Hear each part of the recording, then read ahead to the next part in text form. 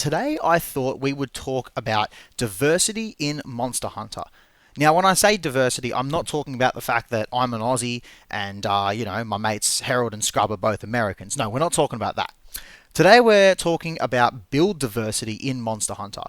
We're going to be covering like Iceborne, World Iceborne, Rise, Sunbreak, and Wilds here. I'll put time descriptions in there where I discuss each one. And I hope everyone enjoys. This is just like a podcast style video. I will have a bit of background footage going for people who want to watch some hunts, but I fully recommend putting this on when you go for a run or in your car on the way to work. So first things first, we've got to actually sort of define what am I talking about when I talk about build variety. And I want to be really clear with this definition here. I think if you're going to have build variety, it's not just, oh, look, we use some slightly different armor pieces or skills. I need to see something different in the hunts. Things need to feel different. Someone can be using latent power and someone else can be using max might for that 30% affinity, but you're going to play the same, right? Like if you're playing a Pierce light bowgun, you're going to burst step. And if you're playing elemental, you're going to shoot as much as possible, and you're only going to burst step or dodge when the monster is actually trying to attack you, right?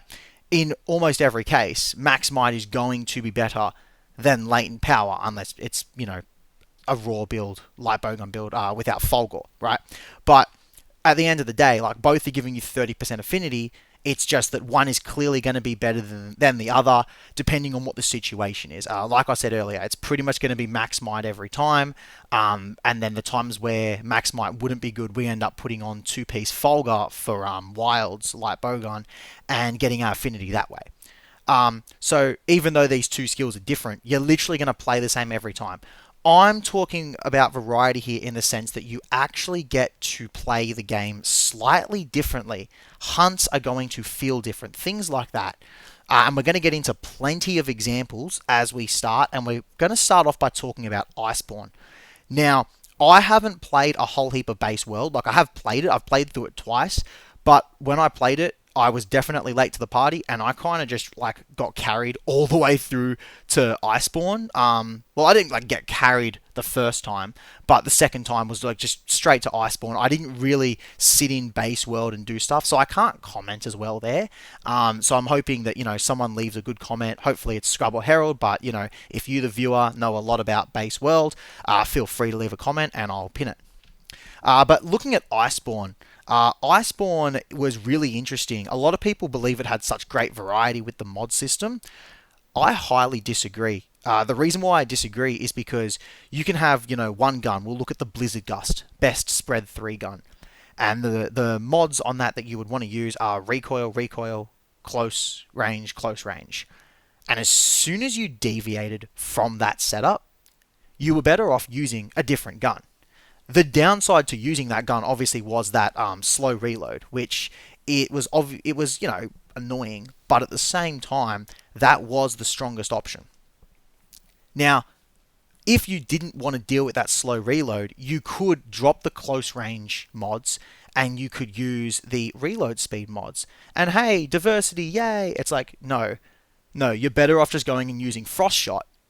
And so where World did really good was in that endgame. You pretty much had 3 viable spread light bowguns. You had Blizzard Gust for the highest DPS. You had Frost Shot for the highest DPS that allowed you to move while you were reloading. And then you had this kind of an in-between gun. It was the Drac Shot. And the thing with Drac Shot was that it was slow reload like Blizzard Gust. However, when you have both a bigger clip size and worse recoil, it meant that you were reloading half as often. The other thing that Drac Shot had was access to both para ammo and sleep ammo. And when you're versing for Talus, I'm telling you that that para and sleep can come in handy. Like Sleep Dragonator, ooh man, we had some good times, especially when he wouldn't want to go in front of the Dragonator. So what World did really, really well was it had a lot of different guns that were viable, and they all had a reason to be used, right? Like if you played with Blizzard Gust, it was going to feel different to Drac Shot, which was going to feel different to Frost Shot. All of these guns had, fixed mods. You were always going to run recoil, recoil, close, close on all three of them. But they felt very different to play, and that was a good thing. It was variety. I enjoyed it. I used all three guns. It was great. Um, Looking at the Pierce guns, you had two options here. You technically had a third one. So look, we'll start with Safi's Aquashot. And Aquashot was the best Pierce gun. It hit really, really hard with PS3. But Rapid Fire PS2 Fatalis was not far behind it, and what it did is it gave you mobility whilst you were reloading, similar to how Frost Shot worked against Blizzard Gust. But since it was Rapid Fire here, it wasn't that far behind, which was really good. Now, both guns here had access to both para and sleep ammo, so you weren't really going to find a slightly weaker option that had those status ammos to kind of, back it up. But that was okay. The third gun was Bolt Shot, but the thing with Bolt Shot was it was kind of a worse version of the Fatalis gun. So you still have two options here, two options that feel very different and are both effective in hunts. Again, good variety. Unfortunately for sticky ammo, this variety didn't really exist. You're going to use Safi Aquashot, and it was just always the best. There were like fringe cases for the Fatalis gun being used because you had like rapid fire slicing as a backup ammo to your stickies, but you were for the most part better off just using Safi's Aquashot since it hits so much harder, and if you ran out of ammo, just restock. It's fine. I guess there were certain quests like the Tempered Fujang where you couldn't restock. So in those cases, it was okay to use Fatalis. But if you just played well with the Safi gun, then, you just used that one. So that was World, right? Now, unfortunately with World, if you're playing with a raw set, you're using 4-piece Fatalis. No questions asked. Once that armor came out, that's it. You're using that, and as soon as you deviated from it, everything felt worse. And you weren't going to be able to do anything that was remotely effective. Nothing was going to be as effective as running 4-piece Fatalis. If you did use one of the elemental sets, which was used in Iceborne quite a bit, then it was 5-piece Safi'jiiva, and once again, you didn't deviate from it. You would never want to. It was just you lost so much to the point where any kind of variety with the armor on world guns was just no. You did not deviate from what was meta in that case. However, having different guns gave you that choice, and that was really good. I know some people might, comment on like how the mod system was really intricate and you had all these things, but it was very, very rare that you would want to deviate from the main set of mods. On Heavy Bowgun, you could kind of go with or without with a special scope, and then the PS Heavy Bowgun build, if you wanted to get one extra close range mod, you could do that, and you'd lose your, what was it? You'd lose you'd gain slow reload instead of normal reload, which meant that you couldn't move while reloading. So you had a slight bit of more damage, but then you lost, you lost that mobility. So a slight change there, but that was the only real one that happened with gun mods. So overall, Iceborne, it didn't have build variety in terms of the armor and the skills that you used on builds, but the weapons are what allowed you to have that variety, and that was a nice touch. And that mostly comes down to the fact that Safi'jiiva and Fatalis gave us, and I guess Alatreon for Element, gave us such good weapons, and they all had different stuff going about them. So, I think Iceborne did well. Now we're going to move on to Rise. Base Rise. Base Rise had one pierce gun. It was Nagakuga. It had one spread gun, Magnum Arlo. When it was still Base Rise, there were two good sticky guns. It was Anjanath and it was Magnum Arlo. Anjanath, really high raw, sticky cluster. Magnum Arlo, a little bit weaker, but sticky cluster and slicing, which meant you pretty much never had to restock because you had, 3 different ammo types. It was great. Now that the nerfs are in play, you can't get low recoil with the Magnum Arlo gun, so Anjanath's gun is kind of the only sticky gun now. You also had one slicing gun. This is not a lot of diversity, however, it's a base game, and it would be really good for someone in the comments to compare this to how World's base game was. It would be really good to see someone do a nice little analysis on that. The one thing that you did have in Base Rise was this decision to choose between a Dragonheart build and a non-Dragonheart build. Dragonheart builds were always stronger, but you had to play at 80% health or less in order to get that boost. So that was a choice. You have a genuine choice to go, do you want to play this or do you want to play this? Bit of variety there. But your guns were basically fixed. And anyone who's going to play base Rise now, it's literally you're going to use, one of these guns. I don't know if I mentioned it already, but it's one slicing gun.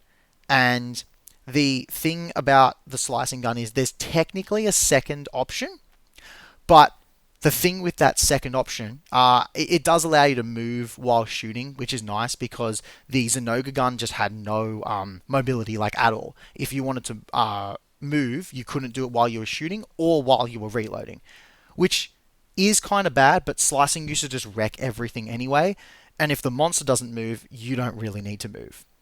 There was the Great Azuchi bowgun, which had the same clip size, and you could move while shooting, but it had 30 less raw. And when you're in high rank, 30 raw is huge. You were not going to run this. Like, you could, and I guess it would feel different. You'd have that diversity, but it was so much weaker that it was just never worth it. So, base Rise. Pretty much locked to one gun for each ammo type. But at least you had that Dragonheart versus non-Dragonheart. Then we move to Sunbreak. Sunbreak is in my opinion, is where you have the best variety across all three of these games that we're talking about today. Maybe there was more build variety in the past, but it's going to be hard for something to ever match what Sunbreak had. I'm just going to read these, and I won't do too much analysis on them because otherwise we'll be here forever. But Sunbreak had 3 Pierce guns, 3 spread guns, 4 fire guns, 2 water guns, 2 thunder guns, 2 ice guns. Now, I mean, three Pierce guns. And why were they all different from each other? They weren't too different. They didn't feel as different as the World guns did. You have the Primordial Malzeno gun, which is just like, consider that as your sort of standard gun. Then when you used Chaotic was weaker than weaker than Malzeno's gun. But if you tried to make a Wexless build, so a build that would crit a lot without needing weakness exploit, then you were actually better off using the Chaotic gun because it had a lot of natural affinity. And Wexless Pierce builds were quite good because some of the best like Pierce matchups, or the monsters where, element was just bad, so you wanted to use Pierce, those monsters don't have great raw hit zones either. And so Wexless Pierce was quite good against them. But then the other monsters, you'd want to go then say with your Malzeno gun. Then the final title update comes out and we have the Primordial Malzeno gun, which is slightly better than the regular Malzeno gun. However, you have to stand further back from the monster. And if you've played Sunbreak, monsters in that game like to be up in your face. And so you spend a lot of time walking backwards just to try and increase that distance. So what you have here is you have 3 guns that all serve different purposes, but they definitely feel more similar than Iceborne. Now for spread, you have the Geismagorm gun, standard spread 3, really powerful, nice gun. Has full mobility, mobility when you're both reloading and shooting, and you have all of the range there. Now we go to the Gold Raytheon gun. Gold Raytheon gun had a little bit less range because you really wanted to use critical firepower with it. Without getting too much down this rabbit hole, critical firepower increases damage, lowers range, increases recoil. You couldn't use critical firepower comfortably on the Geismagorm gun. Unless you were speedrunning. If you were speedrunning, you could do it, but casual players, people like you and I, we're not going to use critical firepower on Geismagorm. You may as well play a melee weapon at that point with how close the range ends up being. So, then we go critical firepower Goldion. It's slightly stronger than Geismagorm, but you can't move while you reload, and the range is slightly less.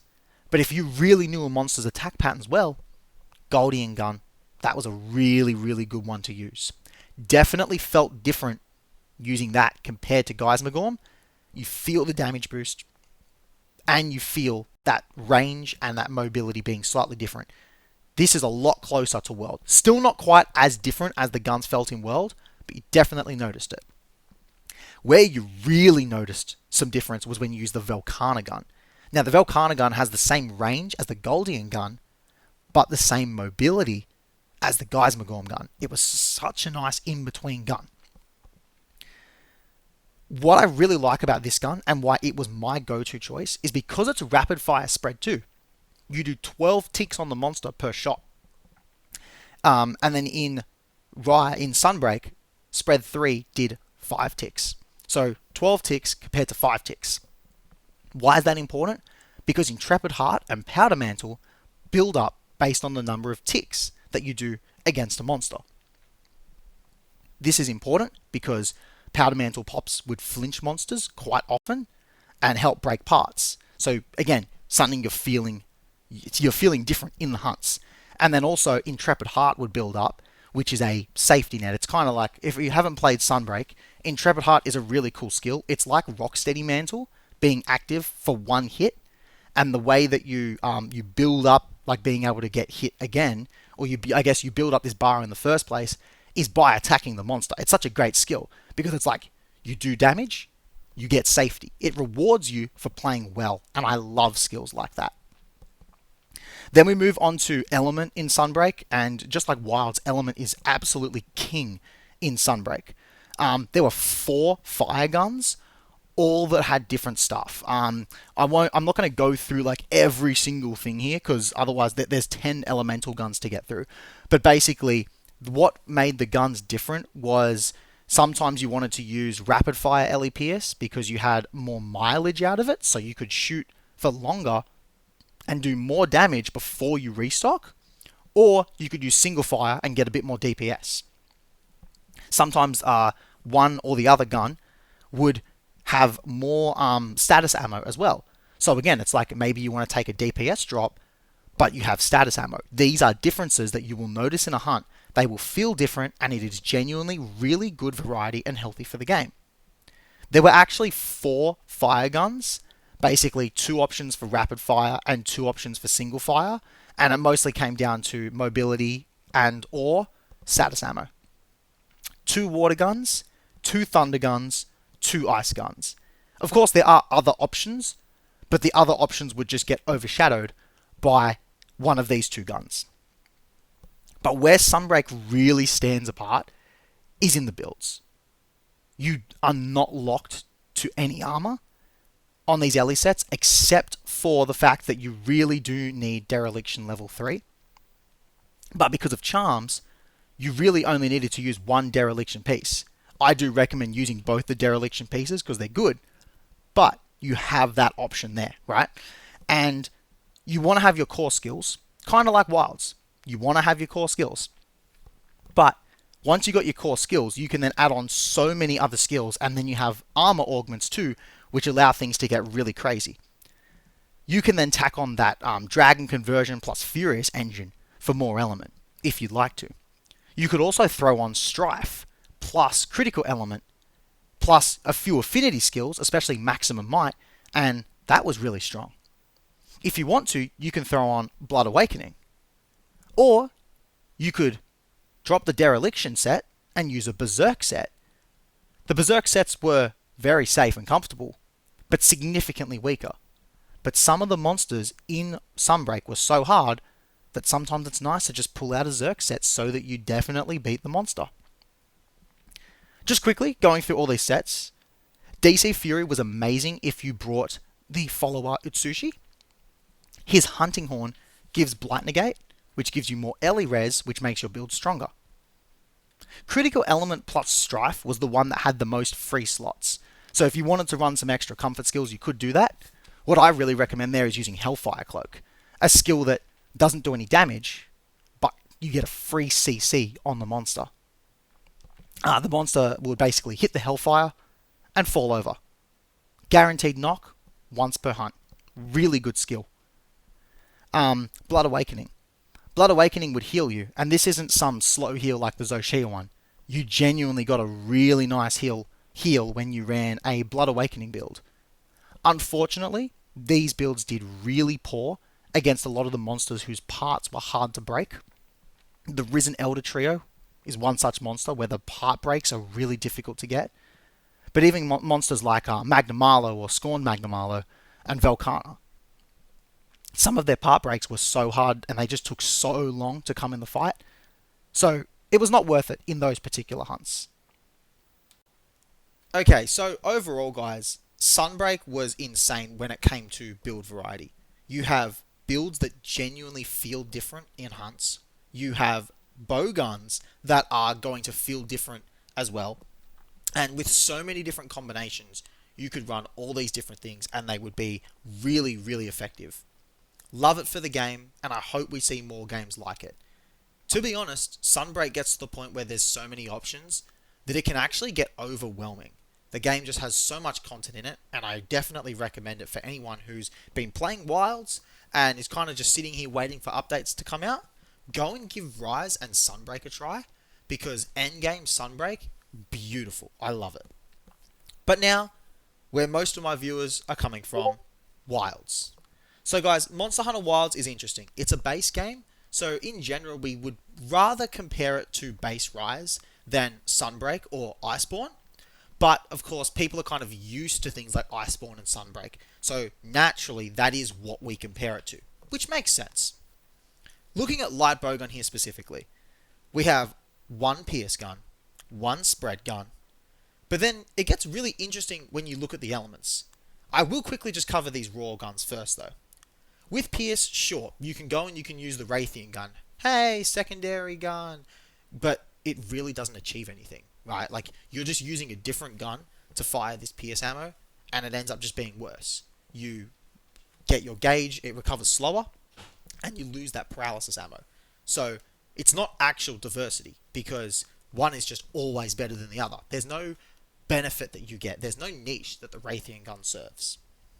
Maybe with Poison Tech, we can save it, but when I tested out the Poison Tech on the Raytheon gun, it didn't feel that great. With spread, you're really going to only use the Seregios or the Steve gun. It's just so good. Ever since it's come out, everyone's been playing spread. We've all loved it. It's been great. Unfortunately, that's the only spread gun that you're going to use. Now we look at Element. Element is interesting in a sense because you want to run double gun. So there's literally 3 viable guns for every element that all offer something different. And typically you're going to take 2 of these into a hunt anyway. So I guess I could say I like that. I like the variety that we have here with our elemental gunning in Wilds. I will say that I'm specifically talking about light bowguns here. And it's just because light bowgun is overall, I don't know if the word more interesting is correct, but I'd say that it's deeper because, heavy bowgun, you're really just shooting and then dodging or perfect guarding. But light bowgun, you have the whole rapid fire meter to work out. You got to work out chaser shots. You got rapid fire chaser shots. You've got supplementary ammo types to refill rapid fire gauge. There's so much going on. So that's why I'm trying to stick this to light bowgun and just compare those with each other. Having a look at fire guns, you can use Fire Ardian, Blast Ardian, or Rathalos. I will give a special mention to the Zoshia gun. Not only is it one of the coolest looking bowguns, but it's like 1% behind Ardian as a gun. The thing is, it truly doesn't serve a niche, so using it is just saying, hey, I want to be 1% weaker. And if you like the look of it, guys, obviously just use it as a layered. I will also say that the sticky fire gun, so Blast Ardian, is also quite bad. But you can get a KO on the Nasilla clone with it, so it has its potential.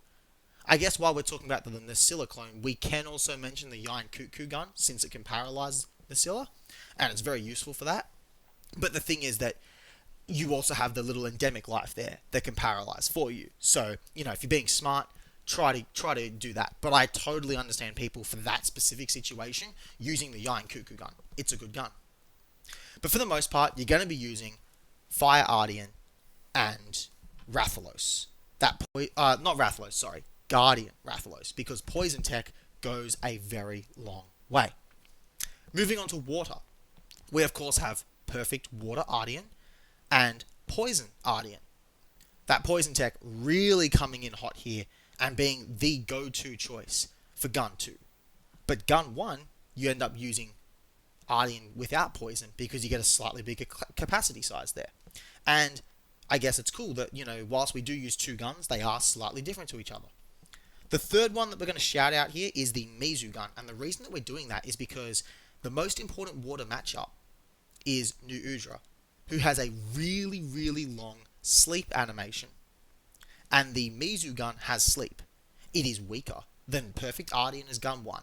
And it is so much worse than Poison Ardian at recharging its rapid fire gauge.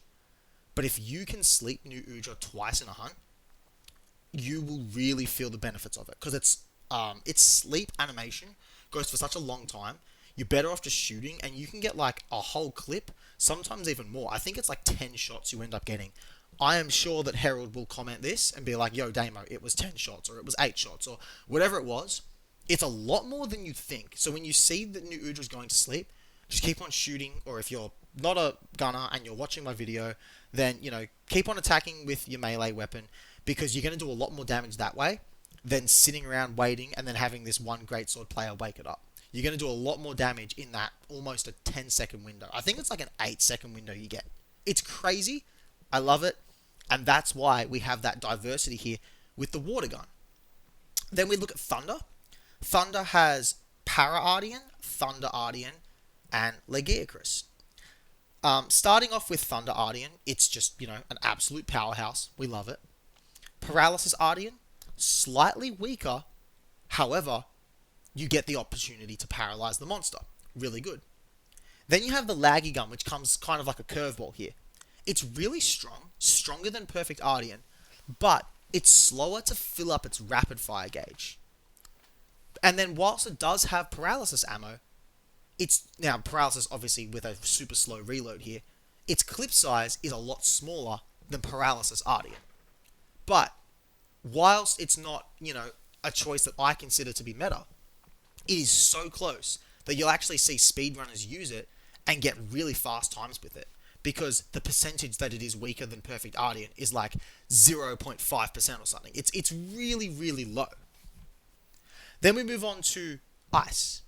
Again, Perfect Ardian. And then, of course, Sleep Ardian. And then recently, Hirobami. Exhaust Tech is a little bit like Poison Tech, so that's why the Hirobami gun is used. And then, similar for Thunder versus Paralysis, we've got Ice versus Sleep Ardians. You lose a bit of your capacity size, but you gain the ability to put the monster to sleep. Pretty good gun variety when it comes to elemental gunning here. The issue with Wilds is that, of course, the armor sets, they are very restricted here. You need to use the same set of skills, and you can use these skills, and this gets you, I believe I calculated, about 98% of your damage. I will quickly list them out here right now. Agi 5, Coalescence 3, Max Might 3, Antivirus 3, of course the 2-piece Gore set bonus, what am I missing? Earplugs 2, and Burst 1. If I missed one, I know people are going to leave a comment, so feel free. But I'm pretty sure I got them all. I wasn't reading them. I was just getting these out of my head, guys. Alright. So, if you have all those skills, and obviously 2-piece Gore to activate Coalescence, you get 98% of the meta build's damage. That last 2%, that comes from the Legiacris, the 2-piece Legiacris set bonus, and also that extra point of weakness exploit that comes with it. It's only 2%. Now, if you take that point of Wex and that Legiacris set bonus off in a builder and look at your options, you'll realize that you have 8 different options for what you can do. That means, guys, you have 8 builds that are all within 2% of the meta. I'm going to quickly list these out for you now. Obviously, we have Laggy Gore, but going with Laggy Gore, you have Gore 4, Gore Guts, Mizu Gore, Fol Gore, Odo Gore, Ome Gore, and Zogore. I hope everyone understands those acronyms, because I'm definitely not going to explain all of these in great detail, or we will be here for 10 years. And by then, this video won't matter, because the whole Wilds thing is going to be obsolete, since we have Title Update 4 coming out in less than a month. Woo! Okay, the important thing to note here is that whilst there are 8 builds, what is the actual point of using any of these builds other than Laggy Gore? Well, there is one that I think is a good idea, and that's Gore Guts. Why? Because Gore Guts comes with Evade Extender 2, Quick Sheath 3, and the Guts set bonus, which is, like Moxie, prevents you from dying. That's cool. The rest of these, though, I really don't see the point in them. Folgore is nice because you're going to have slightly higher max might uptime. So that 98% of the meta build then becomes slightly better because you know that you're going to, keep max might active for longer. Odo Gore. That Odo Garen set bonus. You're going to have a little bit more damage, but you do have to drop a level of Agitator for this one. So whilst you get a bit more damage, you then lose it. And then overall, it does end up being worth it to run that Odo Garen set bonus, but not as good as Laggy Gore, which has the Laggy set bonus and that last level of Agitator. Omegore, so basically Omega plus Gore, you get all those skills, which is nice, but that set bonus is obviously very conditional. So sometimes you're really strong, but other times you're really not strong. Mizu Gore, a little bit more coalescence uptime. That's good. Zogore. Zogore can fit all these skills, but you have this random healing. The thing is that healing is way too weak. If you're a melee player and you hyper armor through an attack, you take some chip damage, and then hey, Zoe's set bonus can, heal off some of that chip. But when you're a gunner and you get hit, you lose like 80% of your health. After like a minute, the Zoshia set bonus, you're not even going to be at half health. It's such a slow heal that it's just not worth it. If it was actually a nice heal, we would use it.